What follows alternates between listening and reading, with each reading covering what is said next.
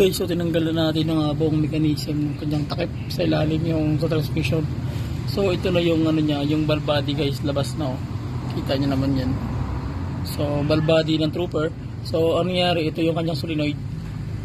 Ito yung solenoid tsaka 1, 2, 3. So sa tatlong solenoid na yan guys, mangyayari dyan, i-check natin yung ano, check ko muna yung buong solenoid na to kung gumagana ba o hindi. Iisa-isahin natin, i-actual ko para makita nyo rin kung paano siya tanggalin. Okay, so bolt lang naman yan. Ayan. Tapos i-unsakit na natin, bunutin lang ito. Tapos ano natin to, i-check natin tong kanyang ano, yung o-ring niya kung okay ba. Baka ano na, baka tawag niyan ano na siya, tawag niyan kailangan ng palitan. Okay. So ayan na ang sistema.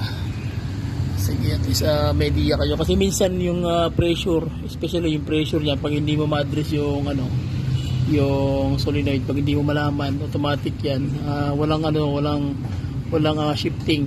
Okay, minsan late ang shift, dapat yan malakas yung active nito, malakas yung magnetic field, kasi kung hindi, yan ang minsan na nagkakaroon ng delay, so nagkakaroon ng shift shock, isa din yan. Then kung halimbawa okay naman yung solenoid, so ang ano naman yan is yung kanyang torque conductor. So once hindi siya malakas yung hindi malakas yung palo ng drive, mahina yung tawag yan yung pressure ng kanyang torque converter, so magpapalit din tayo niyan.